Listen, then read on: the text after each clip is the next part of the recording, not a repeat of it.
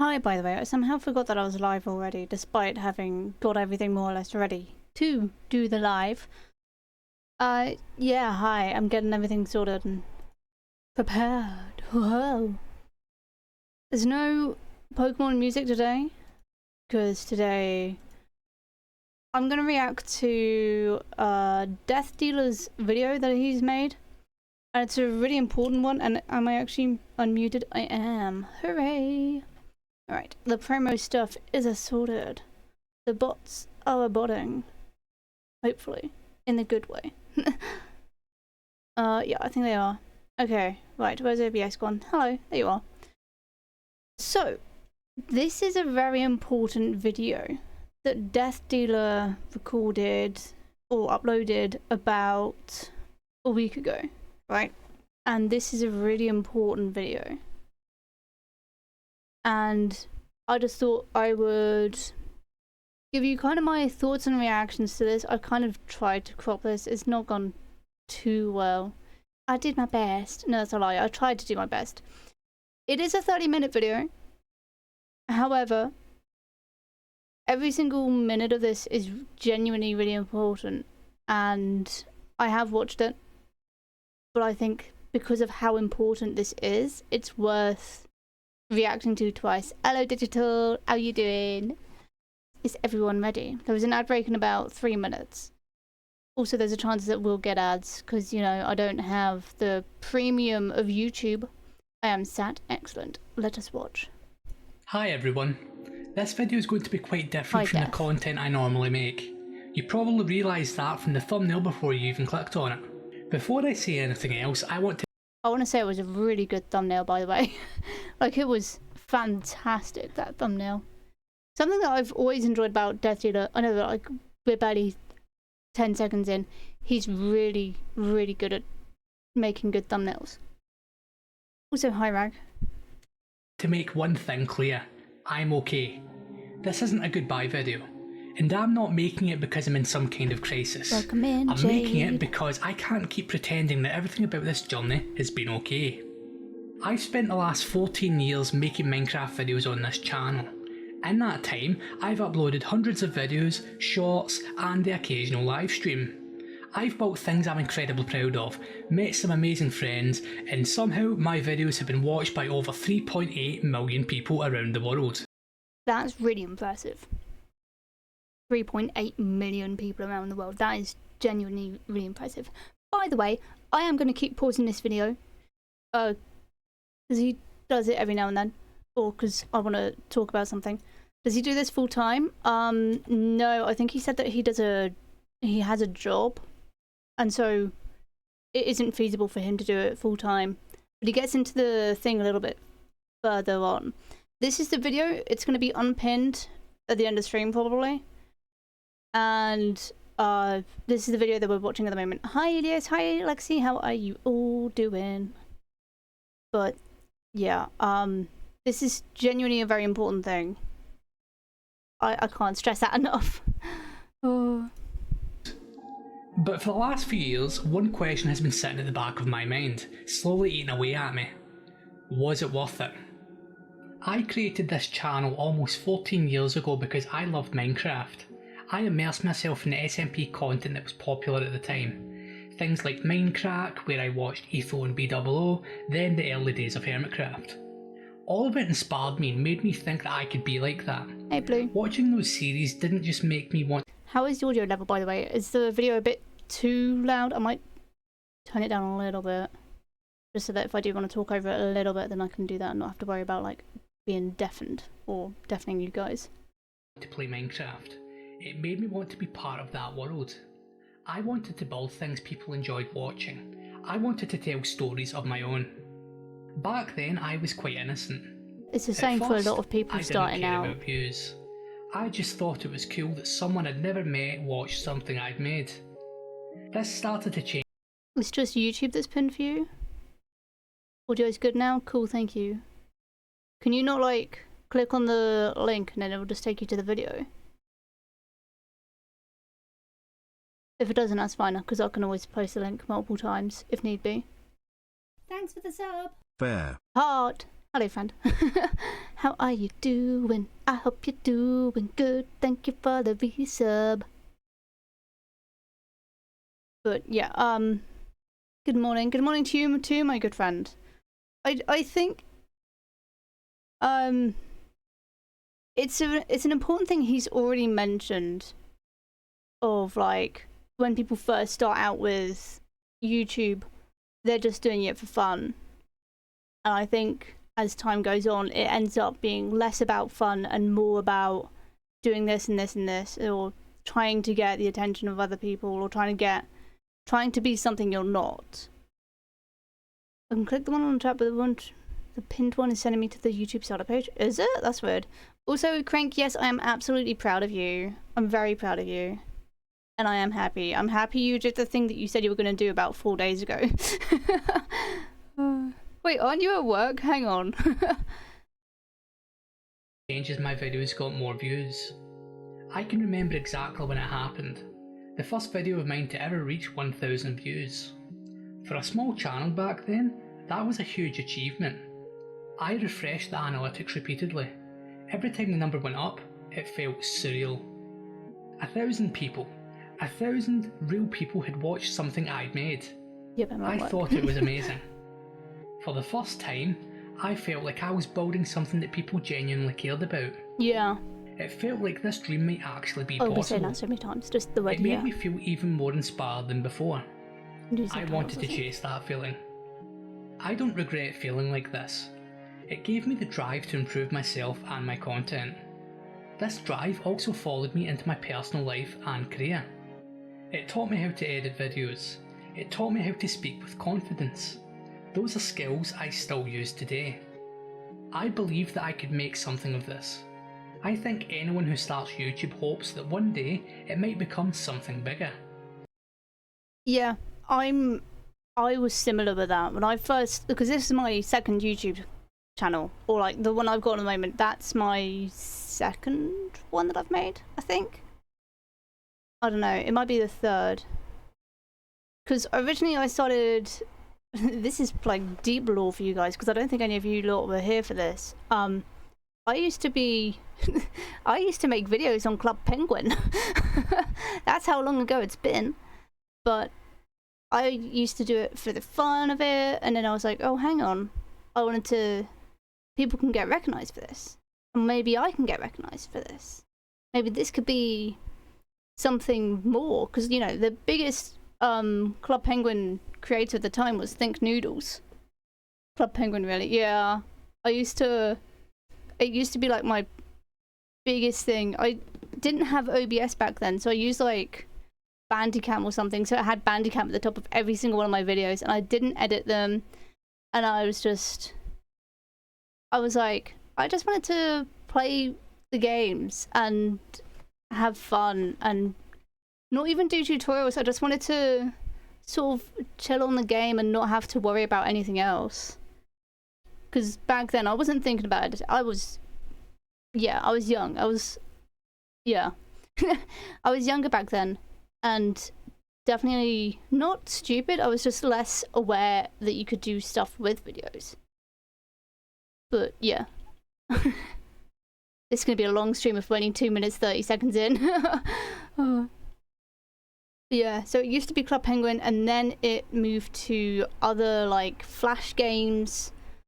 I've deleted the channel since then, so you can't look for it. I'm sorry. And then I changed it to real life content. Yeah, genuinely, Let's Plays didn't really exist back then. It was just playing games or making videos for the fun of it. So Let's Plays were just, it's like, why would I watch someone play it when I could just play it myself? It's like back then the only thing that existed was just tutorials, and that was perfect. That was just what YouTube was. It was tutorials and people just having fun.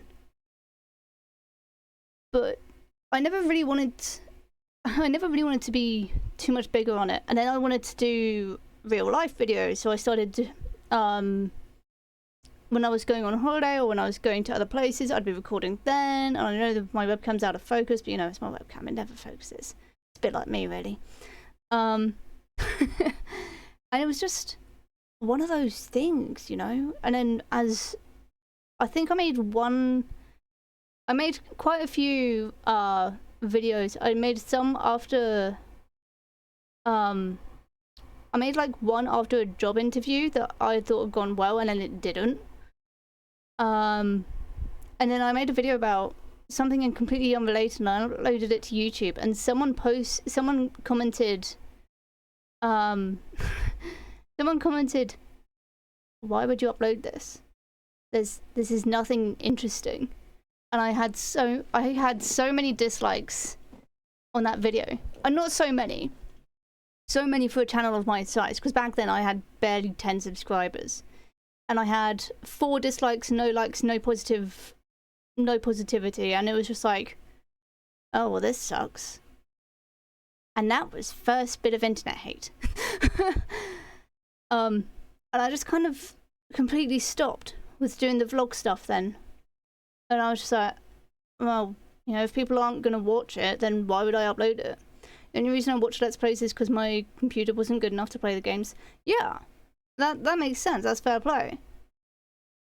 But it's kind of like with SMP content now. Anyone could be on an SMP, but there's not that many SMPs that are accepting, what's it called? Oh my god. They're not accepting applications, or they're not accepting people. Also, genuinely, the concept of applying to an SMP, does anyone else kind of think that's a little bit weird? Like, I kind of get it, but at the same time, if you're not going to be paid for it, or if you're not going to get anything out of it long term, why are you applying to a Minecraft SMP with a bunch of people you've never heard of and you've never interacted with? That's so... Maybe I just need to still like wrap my head around it. Because the other SMPs that I've been on, I never had to apply. I was just like friends with the people who owned the SMP, and they were like, oh hey, join. And I was like, yeah, cool, okay. Anyway. Every milestone felt like proof I was moving in the right direction. It made the dream feel just a little bit more real. Thanks for the 25 stream streak. It happened so gradually that I never even noticed. People are ruthless on that. At the time, I had absolutely no idea that one day I'd end up tying so much of my happiness to numbers on a screen. That's... Oh. Paused into an advert, excuse me. We're gonna get ads, by the way. I really hope I don't get copyright music on this. This is ridiculous. But what I was gonna say is a lot of people do end up tying their happiness to numbers on a screen, even if you don't realize you're doing it. I do it quite a lot, like, and it's also, you have to learn how to read and process the numbers in a way that's going to be beneficial to your channel or beneficial to you generally. Give me a second. I am gonna do something about the lighting behind me. Let's do...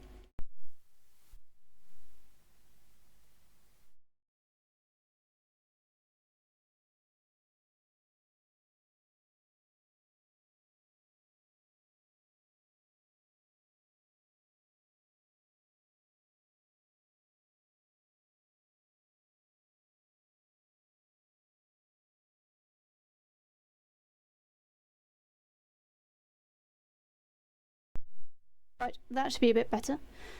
That's why if I were to join / make an SMP, it would be with friends. I've been toying with an idea for a little while that I still want to kind of be more in depth with. That's definitely better, actually. On the one hand, it gets you out there and connects you to other people, but I understand how it feels weird. But unless you have connections, you might not get to do that with an SMP. The platforms encourage and wants you to think of numbers. Genuinely, a lot of platforms and stuff. Can I lean back? Oh, I can lean back and I don't disappear into darkness. Hello, Deathdealer. Good to see you. Numbers and maths aren't good for us derps. I mean, it's not necessarily maths. It's statistics, and it's learning about what statistics work for you, or not statistics. It's learning about how one video of yours can do well, and how I'll later on in the stream I'll show you like one of my analytics, of one of my videos, not this past one, but the one before, because that's an interesting one to look at. And yeah, welcome in, by the way. This is Deathdealer. He made the video. He's probably going to cringe listening to this. Statistics are fun, but whatever YouTube has going on is so confusing at times. Absolutely, it really is. One thing that my friend Turtle said to me years ago when I was properly starting to get into the YouTube grind again, because I took a kind of a break from just creating videos. I took a break because I was just like, this isn't for me, I don't think. And he said, well, you got to think of it like this, right? Your video needs to get 10% of your video needs to get 10% of your views. No, of your subs. Yeah. At the moment, Deathdealer has a very, very good number of 19 or nearly 20k subs. GG, by the way. But this video, despite how incredible it is, only somehow has less than 150 views. I don't think this video should have that many views. I think it should have way more because it's so important. And I'll keep saying that it's a really important video. On statistics math though? Yes, but if I say it's math then I'll get confused. For years, everything seemed to be moving in the right direction. Every upload taught me something new. Every milestone made the dream feel a little bit closer. I genuinely believed that if I kept improving, eventually I'd make it. Around 20... I think that's the mindset a lot of YouTube creators currently have. Oh, the cringe has begun. After 14 years of doing this, I still hate my voice. Oh, no, it's just one of those things. Yeah, no, I can't even remember what I was saying. Hang on. I genuinely believed that if I kept improving, eventually I'd make it. Yeah, that's the mindset that a lot of people have. A lot of content creators nowadays, regardless of their sub count, just has that mindset of like, if I keep improving, I'm going to keep making it. And if I keep doing the best I can, then I'm going to keep growing. And if I keep growing, then I'm going to be famous and happy and fantastic. And it's like, that's not how it works. No one knows how it works. That's the problem. Around 2020, something started to change. The world shut down. The COVID-19 pandemic was in full swing. The demand for Minecraft content exploded. It was genuinely the golden era for Minecraft content online. Completely agree with Digital, by the way. You do have a very nice voice to listen to. Minecraft was experiencing a huge resurgence, and it suddenly felt like the opportunities were endless. Creators were growing faster than I'd ever seen before. Videos were getting millions of views. New faces were appearing seemingly overnight. For the first time in years, it felt like... Yeah, I would say that COVID, or like around 2019, 2020, that was when there was like there was genuinely an explosion of just Minecraft content creators who just appeared out of nowhere, made these spectacular videos, and then got the recognition that they completely deserved. And now, I think that's like, I don't know if there's like an official name for what that generation of content creators was, but I've always just referred to it as the COVID gen, because that's more or less how they ended up getting into this, getting into the mindset, or getting into Minecraft content, or just content creation in general. But now there's like a new generation happening, and I don't even know what this one is going to be called, or if it has like a name, but it's people who do like these essay long videos, or like not essay long videos, but these 2 or 3 hour long videos that are like almost ARG kind of stuff, or like it's heavily scripted. Yeah, COVID turned a 2-week Minecraft phase into it's not a phase. Genuinely, it actually did. And it was around that time that I think it was around that time that MCC started, or not started, but it really kicked off as well. And then MCCI came out, and then there was more creators from that, and it was like, whoa, more people were just creating and creating. And I think we're slowly getting to the point where there's more creators than viewers. Maybe the shorts generation? No, I don't. Oh, what for now? I don't think this is the generation of shorts. I think that was more 2024. That was when everything became shortified, I guess. because we're really entering the season of like long videos. Yeah, the shorts was like a very, ironically, it was a very short implosion of just like, whoa, my god, everyone's uploading up shorts, and it's like fantastic. And then people would be doing all these things of like, oh, placing 1 block per subscriber, or placing a piece of TNT per subscriber or something until my PC blows up or something like that. And it was just those kinds of very easy to click videos or shorts were being uploaded, and there's nothing wrong with them. I think it's just we've lost our attention span. It doesn't exist anymore. 2020 was like the long videos and explosions of streams because we were all bored and there was just nothing we wanted to do, and we just wanted to hang out or be distracted for a while. 2020 was the time when 2020 was just the time when everything did kind of explode, but like we just wanted to be distracted from the fact that the world was dying and there was nothing we could do about it.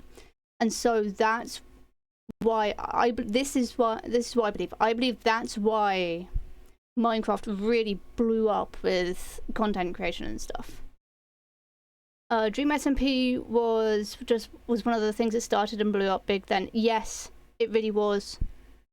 I mean, I think I've seen people call it the Tommy Innit era, and I'm like, no. It's more than Tommy Innit. It's like, it was a season of, not season, it was the time period of just SMP content just appearing out of nowhere. I have so many opinions on the Shorts era, didn't quite find the space to include it here. Wanted to avoid the video being ending up too big. That's completely fair, genuinely. And I think this video does need to be watched all the way through, especially if I keep pausing the amount of times that I do. Yeah, we are. Also, do watch this video in your own time. Don't just like take my word for it. But you definitely need to watch it. Yeah, we are. Because like I said yesterday, originally videos were considered ideal if they were 10-15 minutes long. 20 was pushing it. Now long form videos are picking up. I would say that because there's literally a recommended video by Wifeys. It's like top of the search, and it's been less than 24 hours and it's already got like 3.5 million views, and I'm like, that's ridiculous. That's a channel that's kind of just popped out of nowhere. Like Animal Crossing, it gave people a thing to interact with others. The first server I was on during COVID was a public server. Yeah, no, sorry, I got confused because I thought you meant Animal Crossing had servers. That would be really fun though. Oh, Animal Crossing, they're missing now if they made multiplayer Animal Crossing. That would be genuinely... It is worth a watch. Oh, what, the search for the Leviathan? Oh, no, the video. Sorry, I'm distracted. Right, let's carry on. Like Minecraft, YouTube had limitless opportunity. At the start of the year, I was really enjoying making Minecraft content. I had a small but incredibly loyal audience. Some videos would slowly grow over the months and eventually reach tens of thousands of views. It wasn't explosive growth, but it felt steady and it felt sustainable. So when Minecraft exploded in popularity... Can I just say, I was here for that.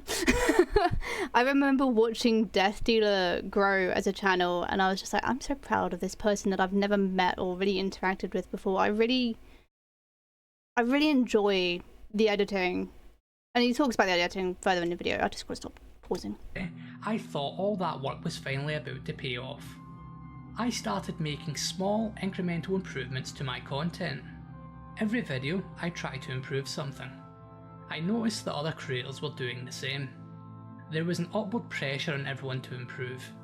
At a surface level, this is a good thing. I assumed that if I kept making better videos, eventually the views would follow. As the quality of Minecraft videos across the platform increased, so too did the viewers' desires and demands. Yeah, that's a very good point. And I'm going to say something which it's not controversial, it's just that viewers these days are very demanding. Thankfully, my viewers are lovely and they know that if they get a video, consider themselves lucky. But essentially what a viewer wants is they want something that just cuts to the pace, it's just chop, chop, chop, chop, chop, and then it just doesn't flow. Well, no, they want a fast-paced video that still flows, but the thing is, if you record for like 3 or 4 hours, and then you've got to get that down into like a 10-15 minute video, not even that long, because apparently 8 minutes is like the golden amount of time, but somehow it's not even long enough. And then if you go too far over 20, that's too long, and it's just like, well, I don't know what to do with that then. And it's just like trying to find that steady pace that the audience or the viewers want to watch, and then it's the stuff that the creators want to be able to create at a pace that they feel comfortable with. Yes, viewers are. Viewers are. You sit with some of the viewers in the the hermits comments. I don't read the hermits comments. I'll be honest. I don't. Despite the fact that I am a mod for one of the hermits, I don't watch many hermit videos, and that's because it feels. It's gonna sound stupid, but it feels competitive. And it's like Hermitcraft has unknowingly set a bar for content creation, and is like this hard, or this like really high, like more or less hitting the roof. And then other content creators are just like down here, slightly above the floor, but like maybe nowhere near the middle. And it's almost like a competition to be on their level. I don't read the comments, but some of the hermits have talked about it and like talked about it in their videos, like Beef. Yeah, I know that Beef has definitely had to discuss about it. The bar is quite high. The bar is ridiculously high, and it's almost like a competition to try and reach the bar. And then I'll watch one of the videos, and then I'll get depressed because I'll be like, I can't reach that. Why would I even bother trying to reach something like that when I know that I can't? So I just don't bother watching, which is a shame because I know that they don't just build. They make, they do typically just build not videos. They build buildings. They make really cool redstone things. They make really cool mini games. And then there's just the rest of us who are like, okay, well, there's the top of the bar. I think we need a lower bar. We need a bar that's like barely on the floor. I have a playlist of a bunch of Minecraft videos that I've already seen a few hundred times, and I just rewatch them basically every day. That's completely fair enough. Sometimes you do need to just find videos that are comforting to watch and not be overwhelming to see. As someone who really is just a viewer, you notice other viewers who don't seem to understand that creating content is such a craft. It takes skill and time, and it's frustrating when viewers don't understand that and pressure content creators to rush uploads. Oh my god, it really is. That's why I'm so glad that none of my audience or my viewers are like, hey, hurry up, get on with it. Because otherwise I would be struggling so much. As more creators produce massive projects, cinematic editing and elaborate storylines, audience expectations changed with them. This became the trend. If you didn't follow it, you would be left behind. Whether that was actually true or not, that's what I came to believe. At first, I continued with my own style of content, but as the viewership started to dwindle, I made the change to this more trendy content. I told myself I'd just try it once. I convinced myself that I just needed to adapt. It didn't feel like I was selling out. I felt like it does feel like when you're a content creator, you do get to a point where you feel like you have to change your entire identity just to meet an invisible bar or an expectation that no one's ever stated, because it's an expectation you've set for yourself.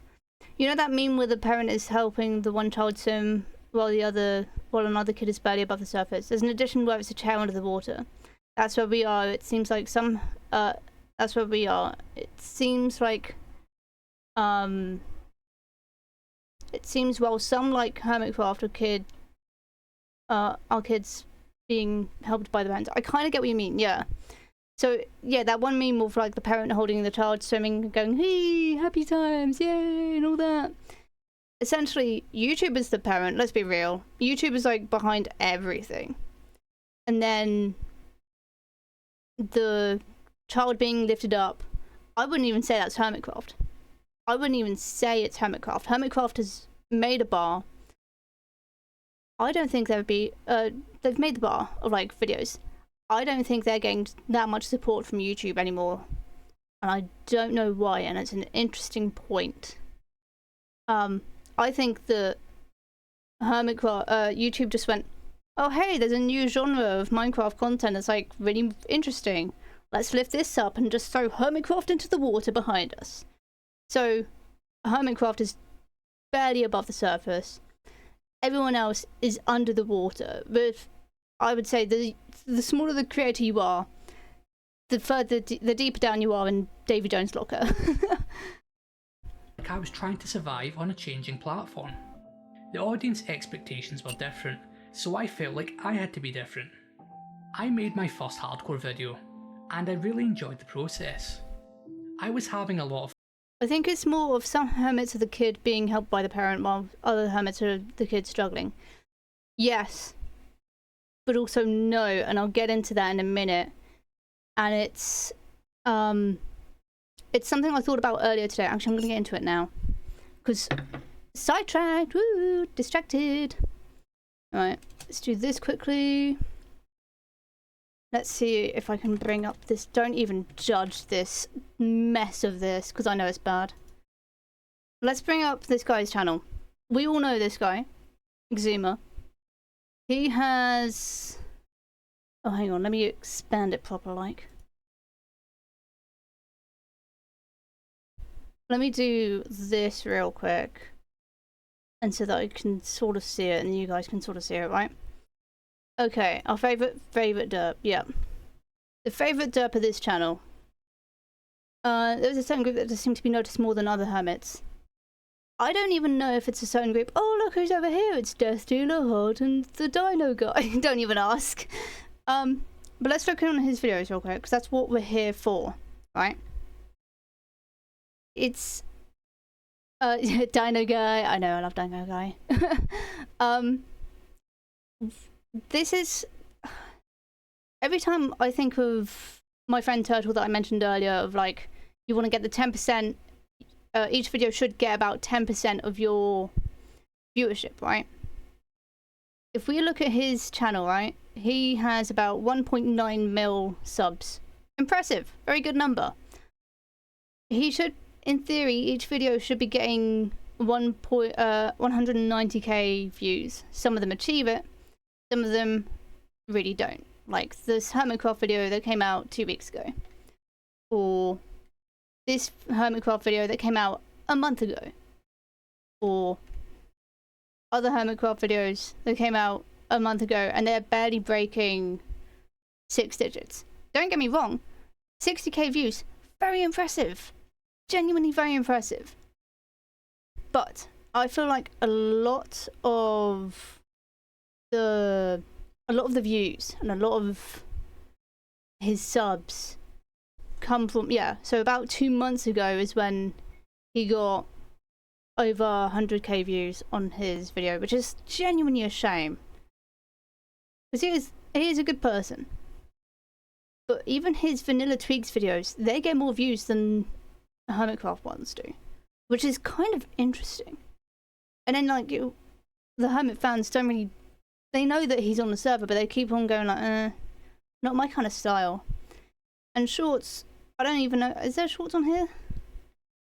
Yeah, so his shorts, apart from that one, which is a tutorial one, he doesn't get that many views unless it's got the word prank in the title. Oh, look who it is. We know that person. Yeah, no, sorry, I got distracted. X is a great lad, fun to play with. I would watch everything he puts out. I don't, but it goes back to it being that, don't even ask what that is. That is something else entirely. Don't even ask. But that's the video that I was talking about. 3.2 million views from 21 hours ago. Yeah, no, X is genuinely a fantastic person. I am just gonna do that. There we go. Oh, and that. Actually, I'm gonna leave that down so you guys can see it. Yeah. But yeah, that's kind of the point that I was trying to raise of like, there's always It's really hard to pinpoint. Should we check out Grian's channel? Because I feel like Grian might have also had.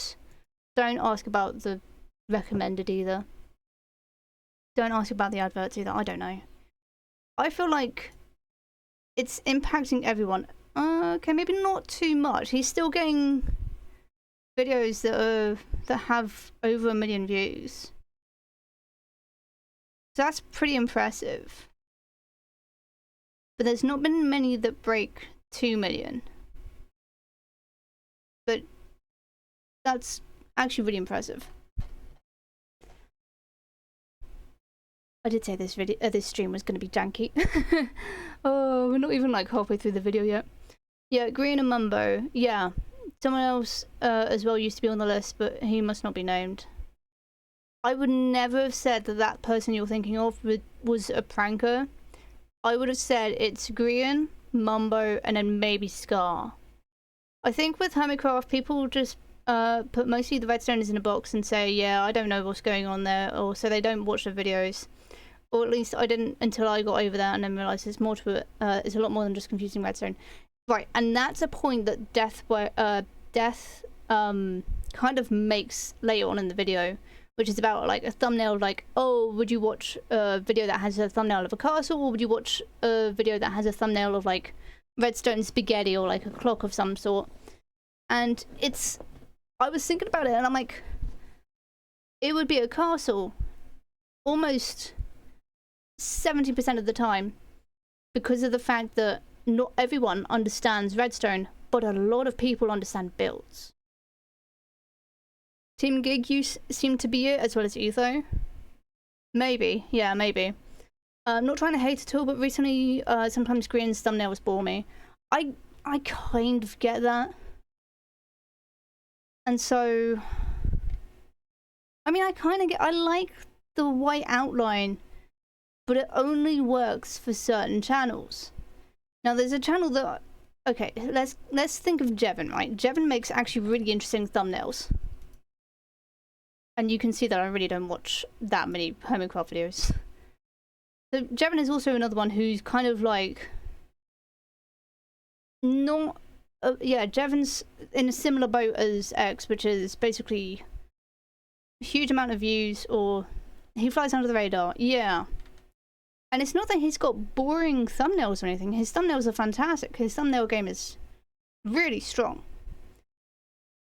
But it's just, I don't know, it's such a deep topic.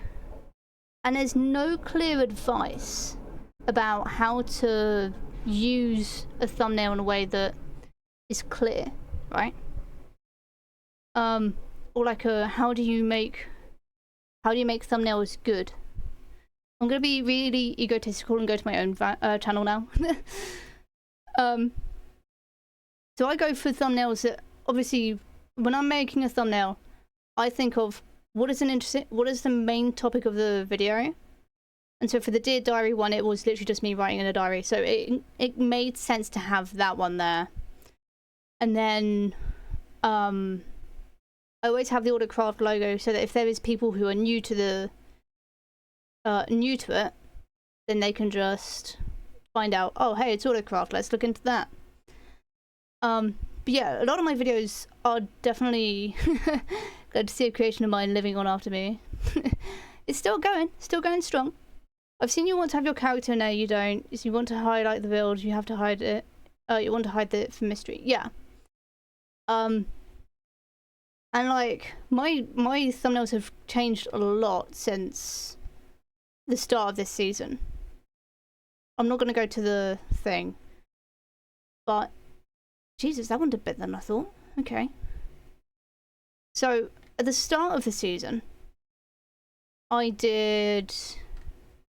had the text, I had the picture of me, I had the logo, I had the background image. I've been thinking of possibly bringing back the image of me because it tends to do better. I really liked that thumbnail of the dragon versus fish. However, no one else did. Or not that many people did. But some of these videos have been spotted by other things. or I think my main problem is I take on big problems and then I don't know what else to do. Like that bridge that I did 9 months ago, that did really well. Also, I'm sure there was science to what thumbnails attract what age groups. Genuinely, very possibly. Then there was Etho, who doesn't do thumbnails, but that's his brand. Yeah, I used to really worry about what thumbnails would look like, and then I'd be worried about it, and then I'd look at it later and I'd be like, oh, okay, this is good, or not good. So, where's that video I'm thinking of? Oh, it's literally up here. So this is my first video. This takes so long, the Dripstone Farm one. That is my first video this year on Autocraft, or since January, or since before Christmas. That has reached triple digits, which is genuinely a bit of a weird thing, but I'm happy with it. And the Dear Diary video, despite it being really small, is good. It's doing well. I tried doing the A/B thumbnail thing, but I don't have enough data to ever get a good reading. That's the thing. YouTube implements a lot of things to help content creators, but then they never help you. They never help people unless unless they have millions of views or millions of subs and stuff like that. Fun with. Sorry, I pressed pause. Play too fast. It's really hard to cater to everyone. It's really hard to cater to everyone. Like, I like seeing the build and the thumbnails. Then, hang on, I've got to scroll. You guys keep chatting. Then watching it all came together and comparing the thumbnail with the video to see how the project changed throughout. And then there's people who don't want to know until the end of the video type thing. Yeah, it's really hard because you kind of feel like you have to appease everyone, but you really don't. Splashes in Puddle Festival, welcome on in. I did not know that they were up to season 6. It was quite a while ago for me. Well, yeah, we've been on season 6 for about a year now. There's been a few changes with everything, but we're having a lot of fun with it so far. We're still going strong in season 6. I think we're not even, I would say we're not quite halfway through. I feel like we're around that area. It's tough to say. That is something I need to get out of my head, is appeasing everyone. Yeah. So I changed my mentality of my own thumbnails from, is this something that the audience would like, to now being, is this something that I would like? Seasons 1 and 2 were, I think, 12 months each. Yeah, every season 1, 2, 3, 4, and 5, as far as I'm aware, were all 12 months. And then we decided for season 6, we're just gonna go a bit longer. Quite a bit longer, maybe. Because we don't want to, because we felt like we were being really pressured and kind of rushed to do things in a certain time. And we were just like, nah, we can't. And then things ended up being half built, and I was genuinely really disappointed with my build last season of my main base, because I wanted to recreate the Winchester Mystery House. Are you two people I know / knew from before, or just greeting me as I came in? I am just greeting you, and I imagine that's what my audience is doing. Honestly, as a viewer and a friend, I hope you would just do what makes you happy. Yeah. Ultimately, my mindset is, if I would click, would I click on this thumbnail? If yes, it's fine. If no, what could I do about it differently? And is there anything I can do differently about it? I need to get on with this video. It's been nearly an hour. Oh, absolutely. A good chunk of us weren't fully done. Yeah. The views didn't come. I continued anyway because it was a lot of fun. Ironically, I actually enjoyed making hardcore videos more than my old content. This type of content requires very high standards, which leads to an even higher production time.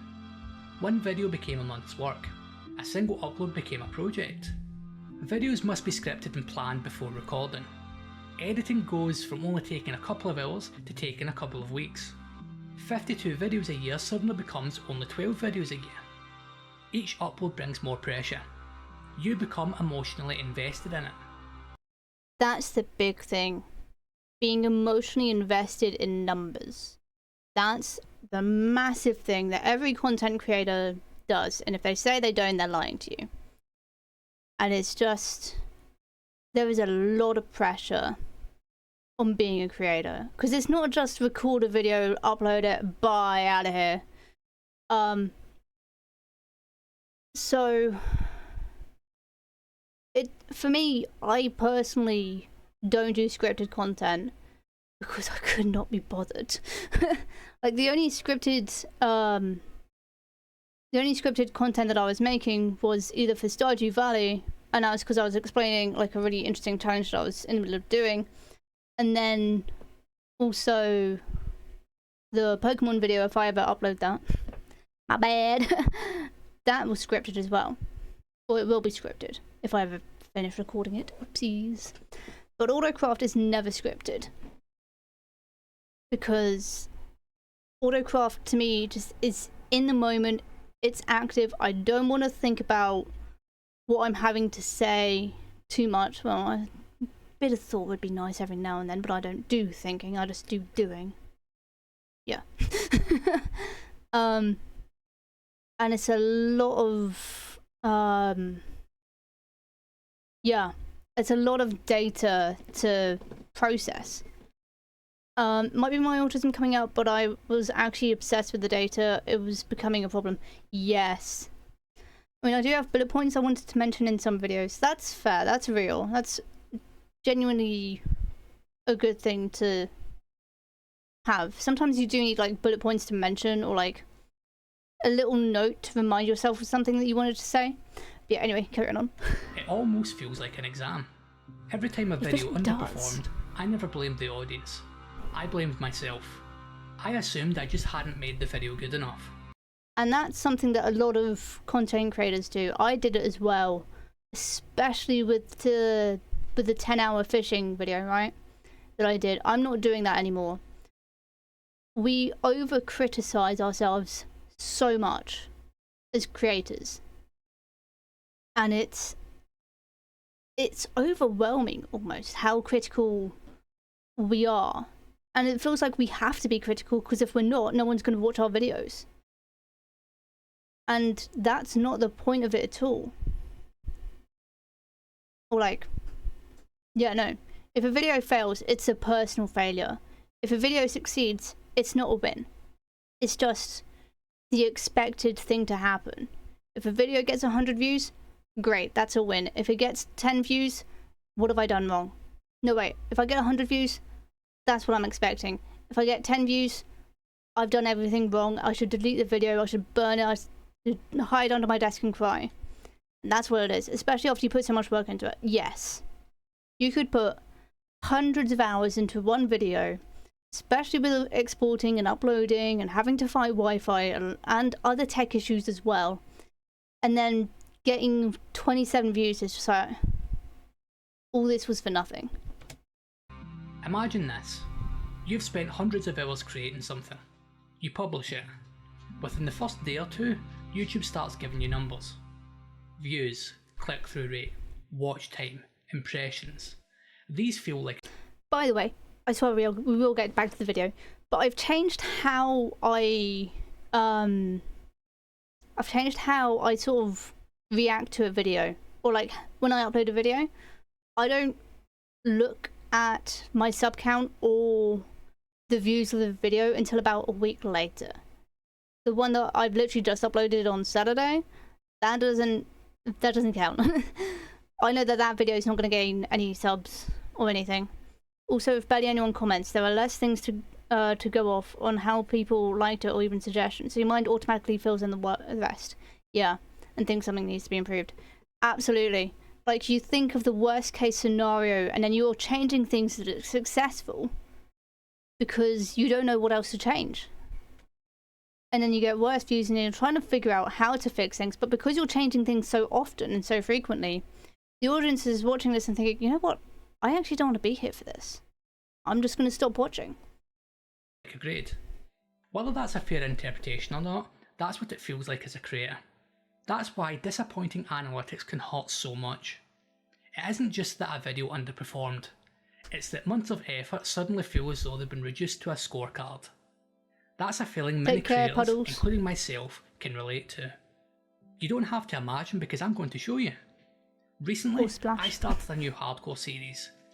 I decided that I was going to slow down and do more smaller projects that are better for a wider audience. I started with a very trendy looking starter base. I spent more than 200 hours working on the video. 31 of those hours were spent recording in-game. The remainder of that time was spent on scripting, scrubbing through footage, time-lapses, animations, audio mastering, and countless other. That's fair. I always have so many cool things I want to point out and talk about in the comments, like editing style, but then I'm scared the creator's going to get annoyed. They're not going to get annoyed. They're genuinely not going to get annoyed. If they're going to get annoyed by any comments, it's going to be the comments from about 7 different people going, first. And it's like, that's not helpful. That's not beneficial to anything. All that's doing is annoying me. But if you've got genuine feedback, creators love that. It's like liquid gold. Things. 200 hours doesn't sound like that much time. But you must also remember that I have a job. God's sake. I can't work on content all day every day. This is why it took months to release that video. I remember publishing it. One thing I need to remember is I'm lucky but also very unlucky. And what I mean by that is I'm unemployed, which means basically I'm a full-time content creator, but it also means that I'm putting my full energy into this. Well, not necessarily this month because I'm busy for a lot of this month, but it's a lot of there's a lot of thought process behind all this, and a lot of everything. Yeah, just a lot of everything. We do genuinely love feedback. If you've got feedback to give it. We're not going to care. Convinced this was finally the one. It wasn't. I'm not saying this video was a failure. What hurt was spending hundreds of hours on something and realising that every new video would have to demand that same level of commitment just to stand still. Yeah. I genuinely believed I'd done everything right. For the first time in a long time, I couldn't think of anything else I could have improved. It might be a surprise to some of you that I have a job. A few years ago, I had to come to the unfortunate realisation I'd been avoiding. My YouTube channel would never be a career for me. From 2018 to 2022, I was in higher education. During those years, I could still convince myself that YouTube might eventually become enough to support me. Once I graduated, that illusion disappeared. Up until that point, I'd been treating YouTube like a career. I couldn't afford to do that any longer. I needed stability, so I went looking for work and got a job. Getting that job wasn't a failure. It was the next logical step. Working left far less time for the increasingly demanding style of content I felt that I needed to make. I see a lot of cool transitions and stuff, and I want to talk about how cool they are. But then I'm like, they probably know it's cool, that's why it's there. But now I'm realising a lot of that stuff is experimental, like a trial to see if the viewers like it type thing. Yeah, genuinely. And that's something that we would love to know. If we're trying things out and you say, oh, we like this, then we know that that's something that we can do more of in the future. Or that's something that we can do more of in the future. I just said the same thing twice. I continued anyway. There wasn't a single moment where I realised something was wrong. It happened so gradually that I barely noticed. One video took a little longer, then the next one, then the next.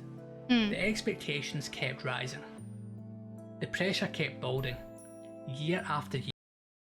For clarity with the job stuff I mentioned here, I teach in academia.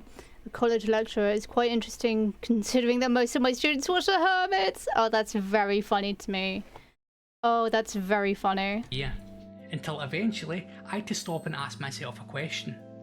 If working harder wasn't enough, what was? For years I believed the answer was simple. Make better videos. The problem is that I believed YouTube was a meritocracy. A meritocracy is a system where the people who work the hardest and produce the best work naturally rise to the top. It made sense. If viewers had millions of videos to choose from, surely the best ones would rise naturally to the top. That's what I believed YouTube rewarded. Looking back, I think that's why I spent so many years trying to improve every tiny aspect of my content. Many of the creators I looked up to seemed to embody that idea. They worked incredibly hard, constantly improved, and built amazing communities. To me, they were proof that effort and quality were rewarded. The problem wasn't that I believed hard work matters. The problem was believing hard work was the only thing that mattered. As I spent more time in the platform, I started seeing things that didn't fit that worldview. I noticed that excellent creators stayed small, Brilliant videos went by unnoticed. Some creators would suddenly Said this yesterday in the comments, but that was my mindset for YouTube, that the harder you work, the more you got rewarded. But it's not. It really isn't.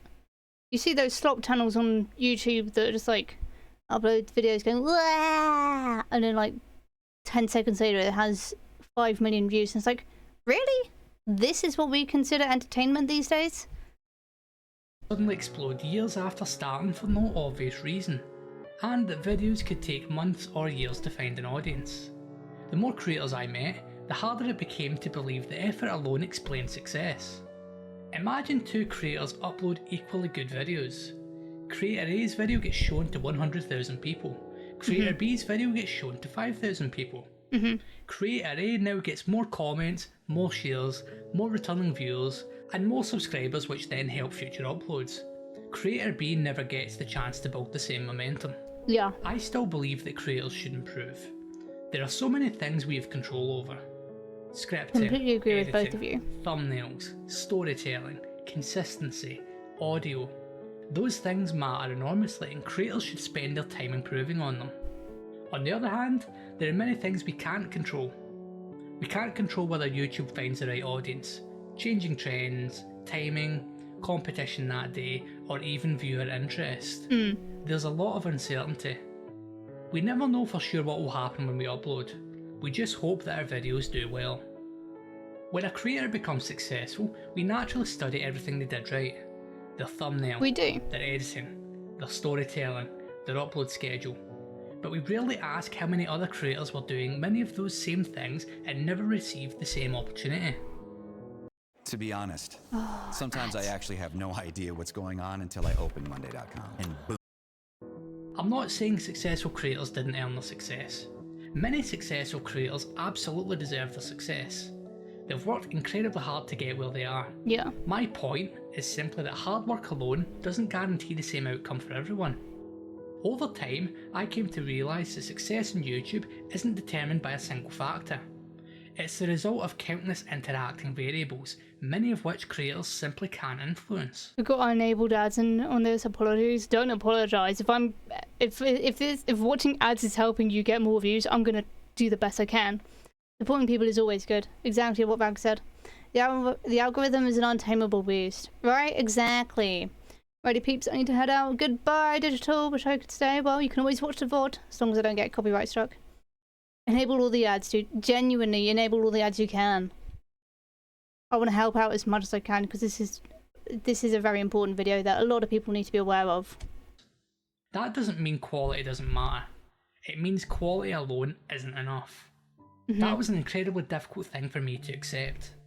For years, every disappointing upload made me believe I needed to work harder. Yeah. Eventually, I realised I've been trying to solve uncertainty with effort. That's a problem effort can never completely fix. Before I say anything else, I want to make one thing clear. I love Hermitcraft. I always have. Watching creators like Etho, BOO and everyone else involved inspired me to become a creator myself. Without them, this channel probably wouldn't exist.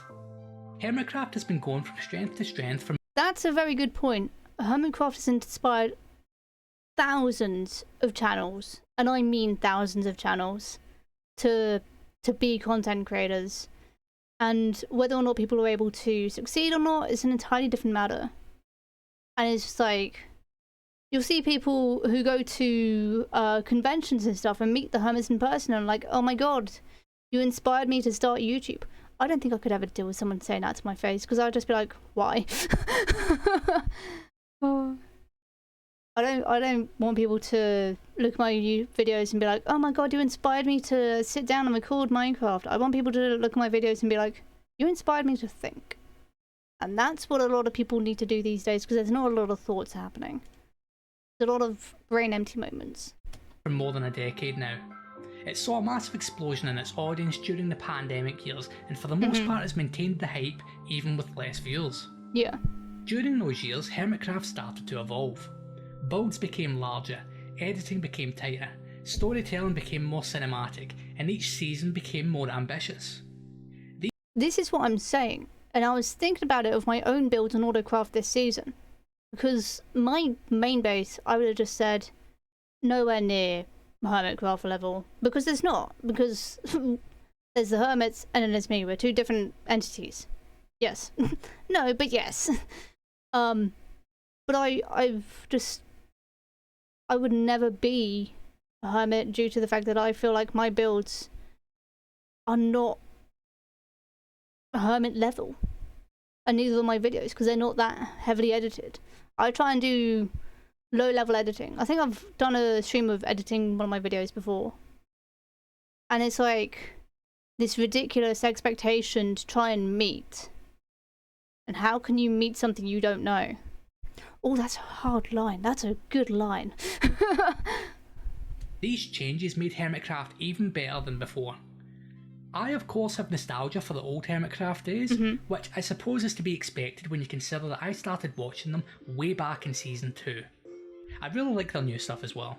Whenever something becomes incredibly successful, it naturally influences the rest of the platform. The Hermitcraft audience loved the larger builds and richer storytelling, and as someone uploading Minecraft content, it gradually felt like those expectations spread far beyond Hermitcraft itself.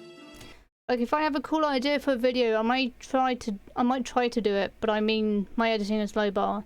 My editing's relatively low bar as well, because I just want the things that would interest people, and I want things that would interest people, but also things that I tend to remove from my videos are conversations that don't necessarily need to be included, so you guys don't get all the yapping, because otherwise the videos wouldn't be 30 minutes, they would be 4 hours, let's be real. But also, I try and remove all the filler words like, so, like, anyway. Yeah. That one was also, those are the words I try and remove.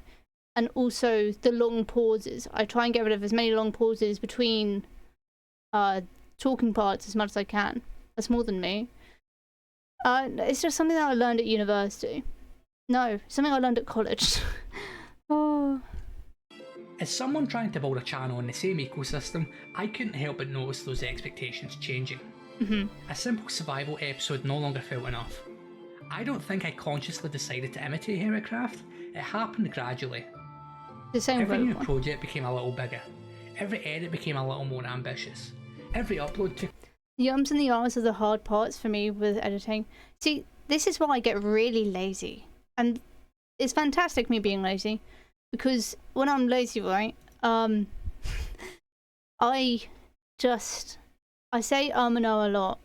And I would say something, I'll be like, I gathered a lot of obsidian, and I forgot about the end pillars. So I would change that. I would just think of the sentence that I was trying to say, and then I would say it again. So that sentence that I just said wouldn't make it into the video, but then I would say, I was trying to find a lot of obsidian, and somehow I forgot that the end pillars existed. And so that's a lot more fluid. And by repeating things, it's a lot easier for me while I'm editing as well, because it gives me a chance to think about what I'm saying, and do what I need to make it work in a way that matters. Just lazy editing, I know. Took a little longer than the last. My definition of what counted as a good video kept changing. A video I'd be disappointed with today would have felt like the best thing I'd ever made 5 years earlier. This is because the benchmark I use for what's considered a good video has been moving so fast. Yeah. I felt like I was constantly trying to catch up. So what did this mean for me? I felt that I needed to make my content to the same quality and production value as the creators at the top of the Minecraft space. At the time, it felt like the only way to keep moving forward. Somewhere along the way, I stopped asking, am I proud of this? And started asking, is this good enough? Yeah, I realised that along the way, I stopped having fun going through the process of making a video. It felt more like a chore. Many of the creators I admired had spent years building successful full-time careers. I was trying to reach that standard while balancing university, then later a job. They'd earned the freedom to dedicate themselves to YouTube. I was trying to build towards that freedom while my time and energy were split elsewhere. The biggest mistake I made wasn't watching Hermitcraft. It wasn't being inspired by incredible creators. Same with me, because I don't know if I was inspired by Hermitcraft, I can't remember. I think I was inspired by my friends. But it's the fact that I pretend to be not I pretend to be on Hermitcraft. I pretend, or like I can feel myself expecting that to be the standard. That's not the standard. That's the top. There is no bottom bar for content creation. Also, hi, sorry about the ads. There is no bottom bar for content creation at the moment. And that's the problem. There's all these incredible creators who are more or less fighting it out to be top tier content creators. But there's no one trying to be, not a low tier content creator, but a content creator, a Minecraft YouTuber who is doing what they can to just survive in the waters. Well, not the waters, you know what I mean. Maybe you don't. It was slowly allowing my definition of success to become whatever the very best creators on the platform were doing. I was comparing my chapter 3 to someone else's chapter 20. Yeah, no matter how much progress I made, the finish line kept moving. Looking back, that's a comparison I could have never won. Hermitcraft was only one influential part of a much larger evolution across Minecraft YouTube. Even when people recommend underrated Minecraft content creators, they are still big and aware. Yeah, absolutely. Our internet's going almost big mountain time. See you everyone. See you, Blue. Take care. Don't fall down the mountain. But yeah, if people recommend underrated Minecraft content creators, they're not really underrated. Well, no, they are. But in the grand scheme of things, they are. But compared to everyone else, who are somewhat underrated, they're very low. Or like, they're massive even. So, let's say, for example, Scar recommended... I'm not saying he would do this. Let's say Scar recommended... I can't think of anyone. Compared to the top they are. Yeah. Let's say Scar recommended Jamal. Yeah, Jamal. For me, Hart, and everyone else who aren't on the same level as Jamal, we would see them as an already big content creator because of the fact that that's what they are to us. But the big creators would probably still think of probably not think of Jamal as like a low or a small creator, but he's that middle-aged, or not middle-aged, he's that middle stage of creation where he's big to the small people, but to the big people he's small. Yeah, he's still big compared to like 99.9% of the platform. Yeah, absolutely. The ecosystem was raising them at the same time. Around this time, Minecraft content itself started to change. I saw faster pacing, higher editing density, and stronger hooks becoming more common. This led to more cinematic storytelling, huge build transformations, and increasingly ambitious challenges. That's the Minecraft space started to feel more like professional and just entertainment than people simply playing a game. Some of this wider shift was influenced by creators outside Minecraft too. Across YouTube, faster pacing, stronger hooks, and tighter storytelling was becoming the norm. Every time I opened YouTube, it felt like the standard had moved again. It also kind of feels like you need to have an in with the bigger creators to grow. Yeah, absolutely. And causing the growth of channels all over. Like, genuinely, it would not surprise me if Chimera suddenly took off because he's gotten in with all these bigger creators. Like, he's... I dubbed this as the Mr. Beast effect section of my video. Did not want to mention them by name. Fair play, I'm not a fan of that guy. He seems like AI as a person. I don't know how else to explain it. Yeah, if X wanted, if X gave a shout out to Chimera, there was a good chance that he would grow massively. Over the place. It felt like I was competing against far more polished content than my own for views. None of these trends. I used to think it was selfish that big creators wouldn't give out shout-outs to smaller creators all the time. I guess I still do think of it as selfish. But it's not really selfish in a way of like, oh, I'm gonna hoard all this fame for myself. Would it help though if a big YouTuber recommended an actual smaller creator? because even then a lot of those viewers unfortunately don't stick. A few might, but most won't. So then there's a video with a lot of views but still in the same kind of boat or something. I'm really glad you said that. There was a time ages ago, hang on, let me go to Twitter. I'm gonna have to do some searching up. Gemini posted about watching someone's fresh survival thing. Is it survival?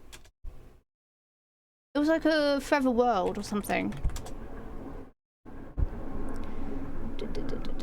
It wasn't recent, but it was like I'm pretty sure it was Gemini. But it was a while back, and they posted about someone who was either on a survival world or hardcore world. It might be hardcore. Julian, is that who it was? It might be.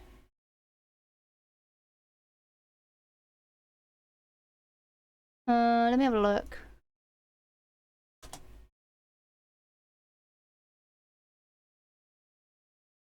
Oh, I don't know. Oh God. Okay, I'm seeing a lot of stuff that's not helpful. Let me search up Julian. It might be. He was the guy. No, it wasn't a guy. It was a girl. And I remember that it was someone who had just started a Forever World or some kind of world. I can't remember what it was, and it's gonna nag me until the end. I'm never going to be able to find it. There's been so many unhelpful... hang on. Have I found it? No, I've broken Twitter. Oh. Let's try that one again. It might... I think it was a Forever World.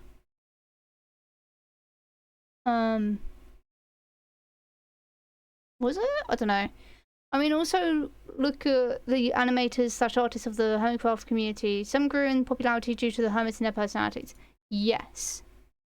Yes, that's also a good point. Oh, hang on. Have I found it? No. No. Let's try survival. That might work.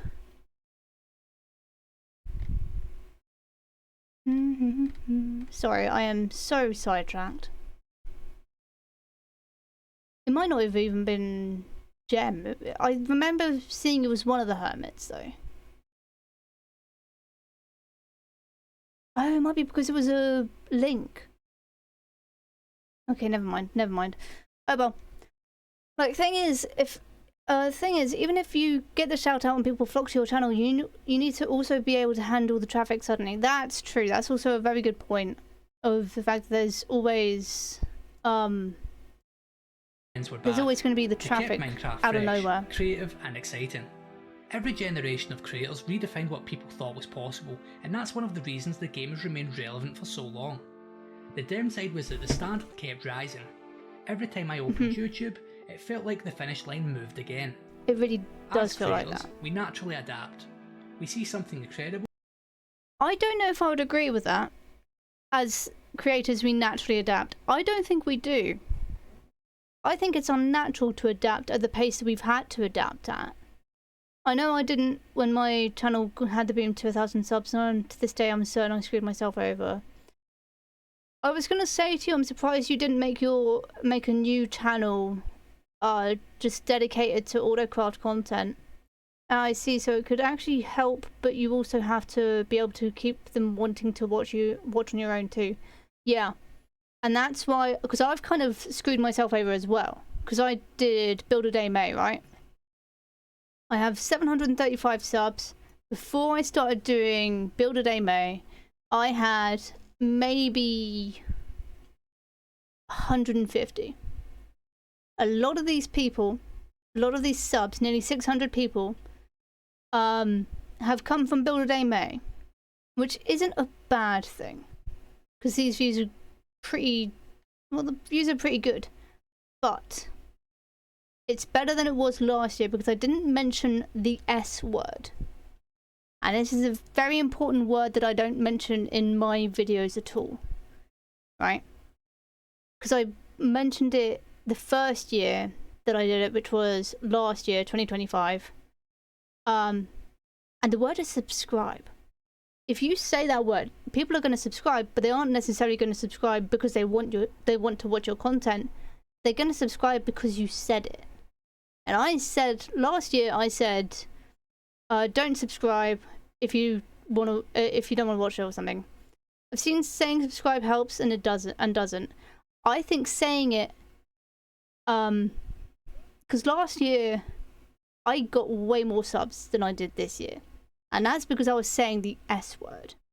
Now I only call it the S word because I don't like saying it, because it feels I'm not a great person at advocating for myself, and that's what I struggle with. But I didn't say it at all this year, and it shows because I barely got 100 subs from this. Barely 50, I think. I can't remember. It's somewhere.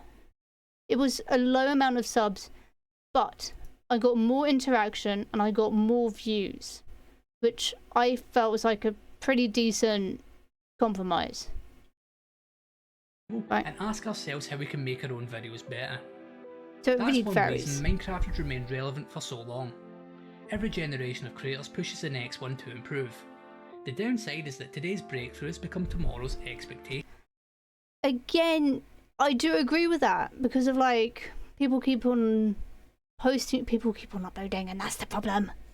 People need to stop uploading and let the one generation that was like ignored become famous, you know? Small SMPs don't get appreciation or don't get any recognition that they deserve, because I can think of about at least 3 SMPs that don't get any recognition. And I'm not counting those SMPs that last for like 1 season and then it's like one and done and that's it. Because I'm thinking of Papercraft. That's one that I've heard of recently, and there's also the Artisan Collective, and then there's also Autocraft. We're doing quite well. It's like technology, it's new today, and then the second you buy it, it's old. Kind of. I wouldn't say it's like that. I would say it's like a Windows update, right? The people who are on Windows 7, they're happy. They're doing what they want. They're happy. Things are working. They might not be working as perfectly as other things, or as perfectly as it could be, but it works, right? Windows 7 would probably be one of the best. It's one of the most known and remembered. I'm currently on Windows 11, I think, and it's different, but it's not. It's just aesthetically different. I wouldn't say it's better. I wouldn't say it's worse. It's just different. And it's, when people think of Windows, they don't immediately think of Windows working. They just think of Windows updates and thinking, oh, this is gonna make it worse. It's gonna make it worse. It's gonna make it worse. I had a system. I had routine. I had what I knew, and now it's all changed. And that's what it is. It's all about the change. And you can't keep up with how change is going at the speed it is. Ideas stopped feeling exciting. Instead of wondering what I wanted to build next, I started wondering whether I had the time, energy, and motivation to turn it into the kind of video I thought people now expected. Creating stopped feeling like an escape. It started feeling like another obligation. Yeah. Somewhere Completely along the agree way, with that. the excitement I felt had quietly disappeared. Eventually, I reached a point where every new idea came with another question. How much work was it going to take? So naturally, I started looking for answers. If working harder wasn't enough, then maybe someone else had already figured out the secret. So I started doing what a lot of other creators do. I searched for answers. YouTube is full of creators giving advice on YouTube growth. Many of them have entire businesses focused on the topic. I thought that they would have the answers. I felt they knew what they were talking about, otherwise they wouldn't be trusted. I genuinely wanted to improve. I wanted to make better videos and was willing to learn. Many creator advice channels don't outright promise success if you follow their tips, they imply it. It's typically things like thumbnail mistakes killing your channel, why your videos don't get views, the secrets to retention, or that the algorithm will reward one thing you do. Individually some of these are useful, but collectively they create the impression that there's a formula waiting to be discovered. The more advice I consumed, the more I realised that much of it revolved around the same core principles. This would be things like stronger hooks, improved pacing, and having better titles and thumbnails. For newer creators. So, when I was working at a company that's gone under since then, but it went down for a reason. I am returned. Welcome back, Splash. When I was working there, they gave me some good advice, which was in the first 10 seconds, you need a hook. Something to get people in and bring them in. You can have a hook, but you also need to have the line which attaches to the hook. And so, the hook was about 10 seconds. You needed to find a part of your video which was 10 seconds of, oh my god, what is going on? And typically it involved screaming or someone about to die. Because it was a gaming channel. And so those were always what we ended up doing. That was the hook. We'd reel them in and they'd watch the video. And if you didn't have a good hook, then people aren't going to stick around to watch your videos. Yeah. Creators, this advice is incredibly I can valuable. actually hear by the grace of not Even sitting next to some very loud movie printers. The problem was that I was hoping to find something beyond the fundamentals. After every upload, I'd find myself back on YouTube searching for another answer. Yeah. Maybe my thumbnail wasn't good enough. That's one thing that we always do. We always try and find an answer as to what it was about our video that made it stop doing well. I know when I was doing Pokemon content, we would have a clip before the video from the video that was important before the video started, and people do that with shorts promoting their video. And it's fine. I heard a weird noise. There's always weird noises in my house. It's haunted. It's fine. Yeah. So I can't even remember what I was saying. Yeah, no, shorts. So shorts would. I've noticed people do it. People create shorts that have a little bit to do with their video or relate to the video, and then something like that. I like wearing shorts. So do I. I'm wearing shorts at the moment. I was doing that until my break. I would upload a short related to the video to see if that would help. Something's going on downstairs.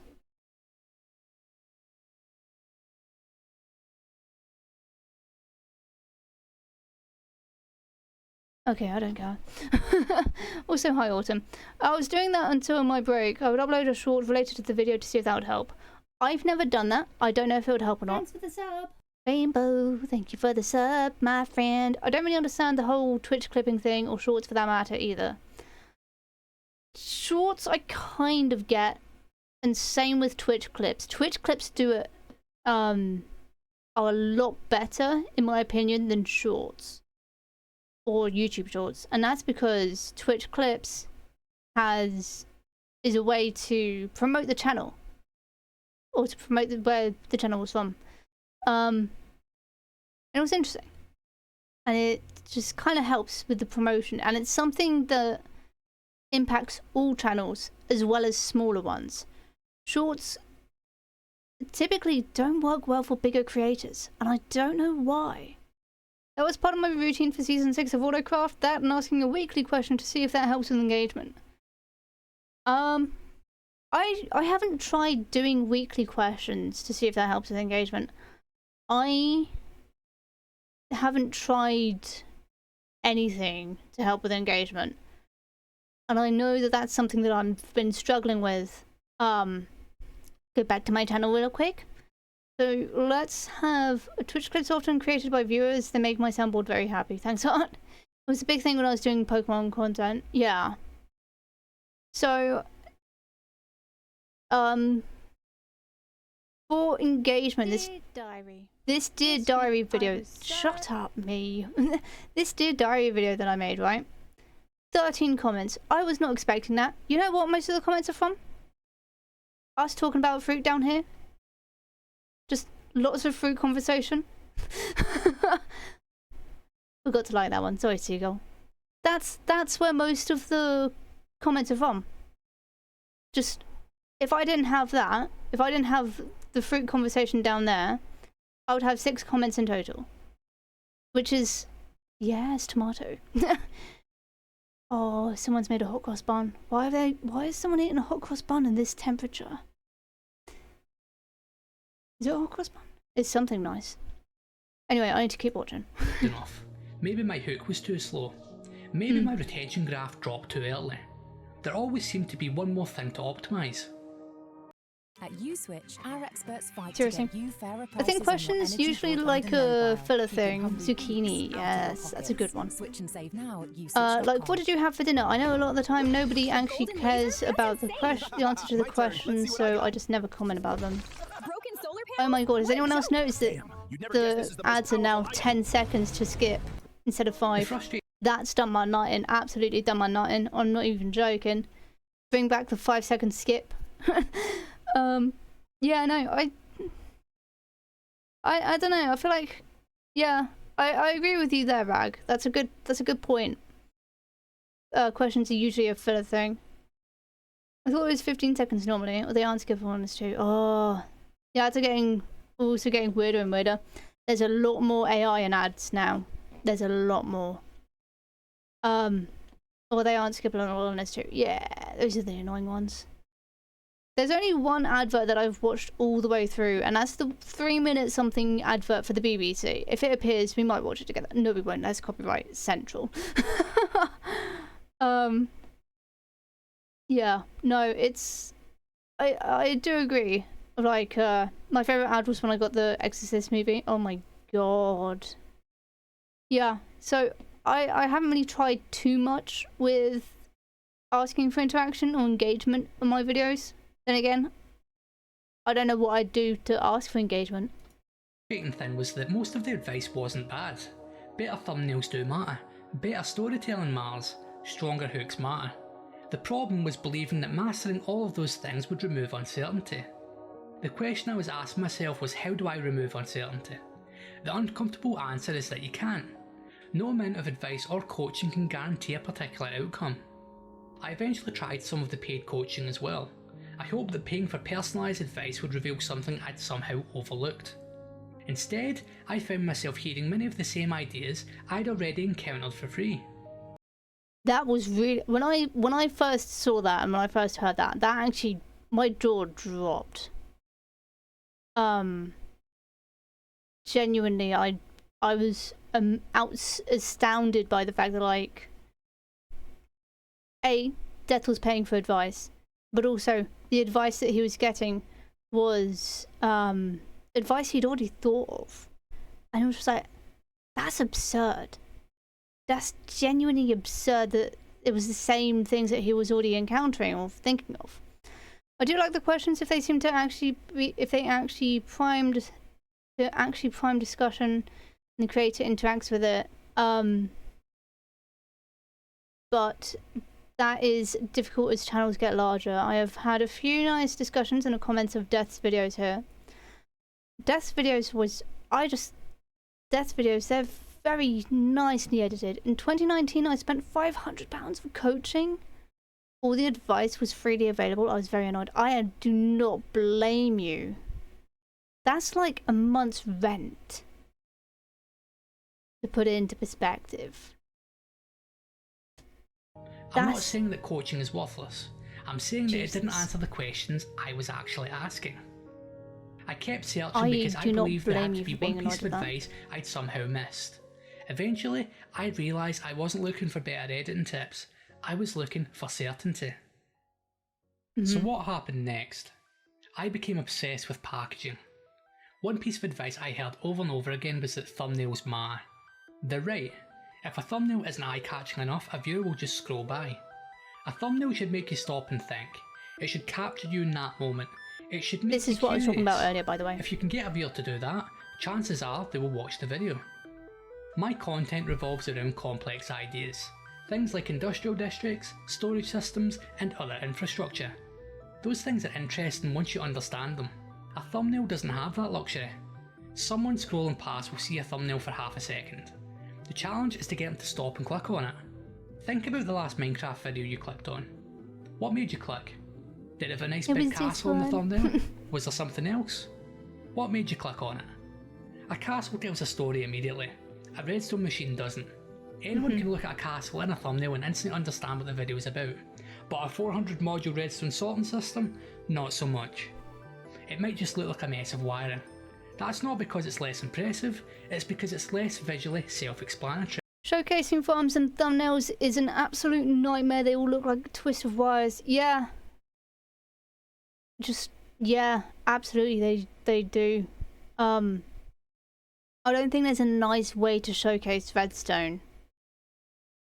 Not in a way that kind of connects to the video, because you could just have like a picture, like you could just have like the redstone icon next to something like, I don't know, an ink sac, and then the title could be redstone gave me what? Question mark. But then that's clickbaity, unless that's what the video is actually about, which you could probably do if you made a squid farm using redstone. But it's doesn't show the process, whereas a picture of a building or something someone's created in survival does. I found myself trying to simplify increasingly complicated projects into a single image. The bigger my projects became, the harder that challenge got. I constantly felt caught between two competing ideas. I wanted my thumbnails to represent the video honestly, but I also knew they had to compete for attention. The more I simplified them, the more I worried they no longer reflected what I'd actually made. Hey, After every upload, if a video underperformed, I'd inevitably find myself asking whether the thumbnail was the problem. I'd change the thumbnail, make it brighter, more exact. The explanation that it is difficult to immediately tell a story from building a farm compared to a build is very salient. Yeah, absolutely. I've been trying to work on that lately, watching more redstone videos, but then I leave with so many questions that I'm too scared to comment and ask about. I absolutely hate clickbait thumbnails so much. Yeah, that's what I enjoy about my thumbnails. I try not to make them too clickbaity. Yeah, one typical thing is like filled chest inventories and stuff like that for the farm videos, and it's just so, I don't know, flashy. Yeah, like do realistic like thumbnails or like realistic chest inventories of like, after 1 hour this is what you get, and it's like 5 ink sacks. That would actually be kind of funny though. I'd probably watch that video just for that. But this kind of goes back to what I was saying about an hour ago. Of like, oh god, it's been over an hour. Oopsies. Of the fact that like, redstone, everyone understands builds, or everyone kind of understands building, right? They don't necessarily understand gradients. They see something, they go, ooh, pretty, and they click. If they see redstone or something they don't understand, they're going to be like, oh, I'm not going to click that. Why would I click something I don't understand, you know? I'm just going to... That's someone else's problem. That's someone else's problem. Yeah. Valk's username suits them. It really does. Most redstoners tend to be pretty friendly. I feel like I would be able to push a redstoner to breaking point just with the amount of stupid questions that I would ask. Actually, I've probably done that with Spooky already. Exaggerated, even simpler. Sometimes changing the thumbnail helped, sometimes it didn't. What it never did was remove the uncertainty I'd been trying to escape. I'd often spend almost as much time questioning the thumbnail as I did enjoying the fact that I'd finally finished the video. I eventually realised that thumbnails aren't there to explain everything. They're there to make someone curious enough to find out. The problem was that I'd spent years trying to make a single image carry the weight of hundreds of hours of work. Probably. Looking back, I don't think my biggest mistake was believing YouTube was a meritocracy. I don't think it was chasing bigger projects. I don't think it was obsessing over thumbnails. My biggest mistake was allowing my YouTube channel to become part of my identity. Yeah. It happened gradually. I didn't decide that I was going to base my self-worth on the performance of my YouTube channel. It just happened, and over the years it made me feel worse. Every milestone I crossed felt incredible. What I didn't realise was that each one made my sense of self a little more dependent on the next. It gets to a point where success becomes expected, almost as if you deserve success. At first, 100 views felt amazing. That's fair. If the creator mentions asking questions near the end, sometimes I'll ask, but I don't think most do because they don't expect people to be scared to ask questions. Oh, that's so true. YouTube thumbnails are very good indicator of the character of the creator. I have a very low tolerance for deceptive thumbnails. There are content creators who are all over my suggestions who I refuse to click on because they have betrayed my trust. Genuinely, I think you might enjoy Long Death. I think you might actually enjoy Deathdealer's channel. Let me open it in a new tab. Because his thumbnails are top tier. And this is kind of very similar, yeah. You only get to see the first, like, 2 columns though, because I can't be bothered to keep adjusting it. But it's very simple colours, so it's very child. You could tell I gave up with some of the thumbnails. I really liked this one. I think the more relaxed and less stressed it is. Ooh, I like how colourful they are. I was gonna say, colourful thumbnails, very good for getting smaller people or younger people to click on videos. Very, very quick way of doing that. But also, look at this guy who just builds incredible stuff. Every time I see this, I'm just thinking he should have way more subs than he does. Or he should definitely get the amount of recognition that he deserves. Because it's phenomenal. Ironically, the thumbnail from the economy video is my favourite, even though it was literally a screenshot. Is her video freezing or is my internet being poor? It might be the fact that I'm not scrolling consistently. But it might be my video. I don't have good Wi-Fi, as anyone here could tell you. Yeah, no, I do like this. This is good. I've always enjoyed a nice, colourful thumbnail. But it's definitely hard to get a redstone into a thumbnail. But I do like the item in the circle. That's a thumbnail I quite like. I wasn't expecting to like it, but I do. I'm not going to go through all of the videos and be like, oh, I'm going to judge every single one of them. No. Then years later, I was just playing 1,000 Twitch being views felt Twitch. Fair disappointing. play. This isn't because I'm ungrateful. It's because my identity changed. When YouTube became part of my identity, every upload stopped feeling like feedback on a video. It started feeling like feedback on me. Any criticism felt like an insult on my character. A lot of people have had that. It seriously this is making me feel much better about YouTube stuff. Upload day stopped being something I look forward to. Dude, honestly, I don't know how many times I need to say it. You are an incredible creator. And I was saying in Hearts Chat yesterday, YouTube has completely screwed you over. Genuinely, it's just completely screwed you over. And I'm so sorry that you've gone through all this. Because you don't deserve no one deserves to have been screwed over so much by YouTube.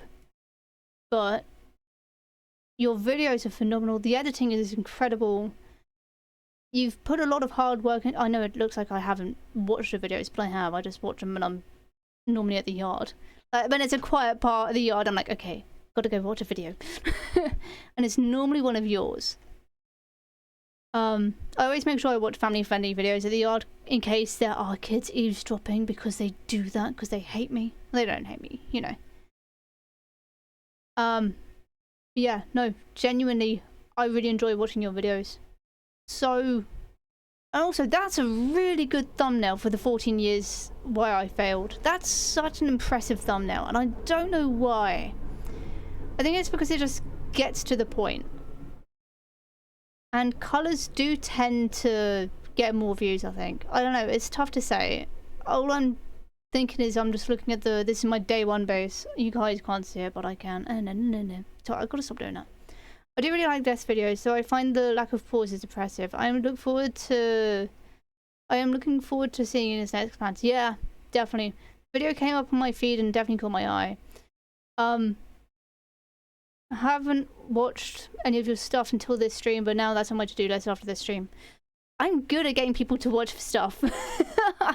Suggestions have gone terrible. My behavior has changed. Now I search, subscribe, and then find creators in my subscriptions. Yeah. Yeah, occasionally YouTube really does show me a creator that I would like Dino Guy, Ali Wada. I've caught like one of his videos because I was into ARGs and I was looking for ARGs and it came up horror ARG dinos and I'm like, ooh, it's a Dino Guy, and I watched it. It's good. It's really good. And then I was like, who else would enjoy this? Art. Yeah, this is, I guess this stream's just going to be like a we love deaths videos or learning about Deathdealer. Even as it was uploading. Sometimes I'd even feel relieved if I was running behind schedule, because delaying the upload also meant delaying the judgment I expected to yes, 100% that as well. Of a delayed video, it's just like a delayed, it's going to be a delayed reaction of hate or a judgment that I feel like it's going to be there. Do not worry, we can break him down again later. Thinking about the analytics constantly, thinking of methods I could use to improve the performance of a video. It was exhausting. I had to learn that a video's performance doesn't determine whether it was worth making. Eventually, uploading stopped. Also, partly unrelated, but I really am enjoying watching the stuff happening in the background. That's also been quite fun to learn as well. Being exciting. The moment I clicked publish, I wasn't wondering whether people would enjoy the video. I was already convincing myself it wouldn't do well. Before the first few even came in, I'd already decided it failed. I'd refresh YouTube Studio far more often than I should have, as if checking it one more time was somehow going to change the numbers. Yeah, every hour that passed without the numbers I hoped for well. Reinforced the story I'd already been telling myself. I recorded a bunch of Skyblock footage for a series I've never bothered doing. I'll tell you what you could do. You could just keep the footage and then use it as background footage for if you ever do talks like this again in the future. Because you've seen my chat, they've all been interacting with this as well. I think the point of how well the views goes versus if it was worth making as a separate thing is salient. Yeah, agreed. That's my plan. Good, it's a good plan. You should definitely do it. To Bolden, I still enjoyed designing farms. I still love solving technical problems. What I'd stopped enjoying was everything that happened after I clicked publish. If I wanted to keep creating for another 14 years, something must change. For years I thought that I was protecting my channel. Looking back, I think I was protecting my identity. Yeah. If a video failed, I felt like I failed. If a thumbnail didn't work, I questioned my own judgment. If growth slowed, I questioned whether I still belonged on the platform. I realised that if I wanted to keep making videos, I couldn't keep thinking about YouTube this way. Creators, take these 3 apps I built Adverts, to run really? my business. I know the views I get on my stuff has made me hesitant to do certain videos because I'm like, is it even worth it? I was kind of like that with the fishing video, but also because of the fact that like it took me far too long just to get that 10-hour video done, and then YouTube was like, oh hey, we're not gonna let you do 12-hour videos. I was like, okay, shut up then. But I feel like a lot of creators have felt the way of like, do I belong on this platform? Do I belong being here? Do I belong in a community, or do I belong to have my community? I had to recalibrate myself and realise I make videos for me now, for other people. If other people are entertained, then all the better. But as soon as I got back to doing it because I wanted to, not because I feel like I needed to, it changed my perspective. Yeah. A lot of people have felt like that. Also, hi, welcome on in, Donkey. Everyone's turning up for this. Everyone's like, ooh, reaction, let's go. H. I mentioned it yesterday that I gave myself that 1 year before I was close to quitting. Yeah, one thing that helps is if you have a little community or watching it together, it can be nice. It can be about sharing it with your friends and having a nice time, even if it does not reach so many others. Yeah, like I'm really enjoying this, being able to watch a video with you guys and kind of explain my thoughts and hearing your guys' thoughts about it as well. But also do watch this video after the stream, because you know, get Death the views that he deserves. I've said it so many times that this is such an important video, and I'm probably still going to say it multiple times. But this is, when I watched it yesterday, this is the bit where I had to pause and I was like, everything he's been saying, I really relate to. And I was like, I gotta mention it to people. I'm gonna mention it to Hart, and I'm gonna mention it to everyone that I can interact with, because it's just a very important video. And if any of your videos takes off out of nowhere, I really hope this is the one. If I wanted to keep making videos, I couldn't keep thinking about YouTube this way. So, what am I going to change? For starters, Also, he's built this in survival. He's built this entire thing in survival. I need to stop treating every upload like a verdict on my worth. YouTube is an uncertain platform. I can't control who watches a video. I can only control the quality of the work I produce. That's custom I need to start making videos in a more sustainable way again. In a way that I don't feel terrible if a video performs poorly. It's a lot bigger than you can see. This means that I'll need to scale down my builds and projects. Perhaps I simplify the editing process. I make it easier for myself to enjoy the content creation process again. Yes, this means that the videos may perform worse as I'll no longer be optimising my content for the algorithm. Maybe that's a good thing. Build it.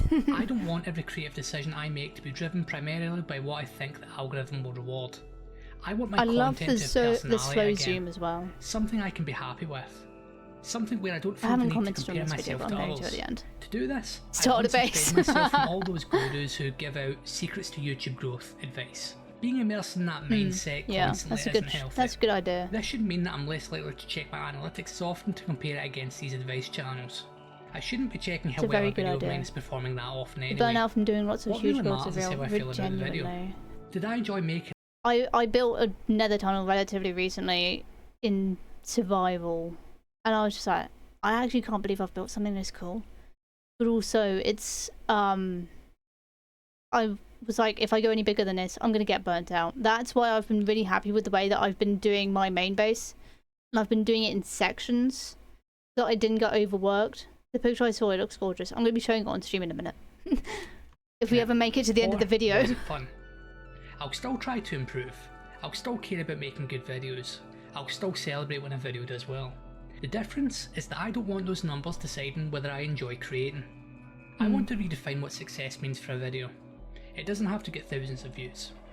If I can entertain even a single person, then my mission was a success. I have been enjoying my mega base I need because to I can focus work on on it in rebuilding my sections. audience in this new era. I feel like everyone needs to 19,000 section up their main subscribers, base. many of whom probably haven't seen one of my videos in a long time. Totally understandable with my rare uploads. It's time to change. It's time to start enjoying the video creation process again. I hope It's you time to do. rebuild. Genuinely, I hope To you make things enjoy easier and the more content sustainable, the I'm going to creation stop process completely again. scripting my videos. Not sure if you noticed, but every video I've released recently has been scripted. If you're new to the channel, check out the hardcore series from this year and you may notice what I mean. Instead, I'll be moving back to a live commentary style. If you don't know what that is, it's the way the people in Hermitcraft record. I can't get over that. This means the video production process will be simpler. Adding to this, I'm going to attempt to cut editing Wish you luck times down approaching substantially. Minecraft and Right now, playing I with spend friends far is more so time much more editing than enjoyable I than do saving playing the the growth game. of dreams. That's boring. Agreed. It should be the other way around. It's always a good To motto do to this, have. I'll need to cut the amount of fancy Focus on who is animations already and other post-processing watching things like rather that. than I'll be keeping some of them how for many more videos could that have been require watching. more Yes. educational bits. The way I was doing them in my latest hardcore video is faster than previously. I set up templates that are easy to use in large quantities. Another major change I'll be making is to my time lapses. Right now, I record some commentary to play over the time lapses. The whole reason I started doing this in the first place was to increase retention. I'm no longer optimising for that. Instead, I'll find some catchy time-lapse music to play. The talky bits I was doing before will now be done live after the time-lapse. Recently, I closed down the public-facing part of my community Discord server. I recently came to the decision that I no longer wanted to maintain an environment like that. It requires a lot of extra work, especially if you want to have an active community. Instead, from here forward, it will act as a notification area for videos, so if you want a Discord ping when a new video goes live, join it. I'm going Who to join knows, it after in a the few stream. days time I may reopen it when content stabilises again. To help with the mental health aspect of everything, I've been setting aside time for other things. I play other games with friends. War Thunder has been a big one as of late. I've spent far too many hours on that recently. Thanks for I've the also been follow. making time to read. I recently got into the Warhammer 40,000 fandom and I bought 9 books. Nice. It's been an entertaining read so far. I'm taking time to enjoy life again. 14 years ago, I started making Minecraft. You know what, Death? Genuinely, good for you for realising, A, what made you not uncomfortable, but made you unhappy, but also the fact that you're finding new hobbies, like the Warhammer 40,000, and you're getting into that mindset. You're getting into a more positive mindset. Genuinely, good for you. You deserve it. Minecraft videos because it was fun. Somewhere along the way I forgot that. I'd like to find that feeling again. If you've watched my videos over the years, thank you. Whether you've been here for 10 years or found the channel yesterday, you've been part of this journey too. Our new Dyson is the Adverts. most powerful anti-tangle cordless vacuum. It Well, that's adapts actually quite power good. I could to do with a new any vacuum, floor. actually. Conical Said brush no one bars ever. detangle Sorry. dust, and compresses dust. Oh, it's a double The best one of as hand well. by direct from Oh. Dyson. Writing a book is hard. Oh, ew. Get out of Knowing if it's good, here. even harder. Get out of Manuscript here. analysis. That's a 5-second one. This video was real awkward for me to make. I've been thinking of doing it for over a year, and now it's done. It's hard to put how you truly feel about something you love into writing like this. If any of my fellow content creators have watched this video and have felt similar at times in their journey, I hope this helped. Can never escape I've been the dealing ads. with At these least feelings Death is for years getting without help, and I'm happy I'm at the point where I can move on. 0.4p. This video 0.04p, wasn't made to yeah. go viral. It was made for me to get some perspective. It's helped me to get into a healthier mindset and to have hope for the future of the channel. None of this is a fault of people watching my videos. If anything, you've been the reason I've kept making them for so long. I'd like to encourage anyone who's still watching up to this point to leave a Yeah, comment with your thoughts. genuinely. I'm sure every creator has Good felt like on this you at some point. to have the courage. I'd love to know how everyone worked through this. I want to mention quickly that I have a few videos in various stages of completion yet to release. I'll get them finished and out to you as soon as I can. I like the size of the They're build. almost done. It's a bit small. Then we can move on. I'm not gonna lie, it's a bit I also small. want to give you a sneak peek at my next large-scale project. For the past few minutes, it's you've seen some panning shots for massive mountain range. astounding. I've been building this in survival mode in the Forever SMP server for the past 7 months, and I've placed more than 6 million blocks so far. The project is far from completion. Expect a video on it sometime within the next decade. Nah, I'm joking. It's because Yeah, it's sure, far it's a away. big If you build. get closer, it gets Almost bigger. 5,000 blocks from one I side to am the other. very I'll have a sarcastic. video You'll about it know real that soon, very hopefully. quickly. So, were the last 14 years wasted? No, but I did waste years thinking about YouTube in a way that made me miserable. Yeah. I was chasing a version of success that I thought would finally make me happy. I don't know what the next Cool, 14 years I of know, the channel will right? look That's like. so cool. Maybe they'll be bigger than the last 14. Maybe they It's a won't. circle. But for the first time in a long time, I want to make videos because I enjoy making them. That's what not it is. I because have I'm episodes trying to 8, prove 9, and something. 10 in parts of Thank completion. you. I get that. And goodbye. I genuinely get that. Just incredible. Yeah, it's very easy to just think about YouTube from the analytical side of things and to just kind of forget about everything else, to be honest.